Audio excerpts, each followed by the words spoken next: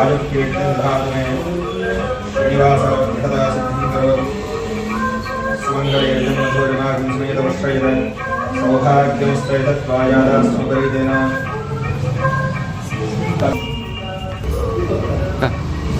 చాలా నమ్మకమైన దేవుడు మనం కోరిన కోరికలు అతి తొందరగా నెరవేర్చే వెంకటేశ్వర స్వామి పేట వెంకటేశ్వర స్వామి దర్శనంకి రోజు రావాలని జనాలకి ప్రార్థిస్తున్నామండి.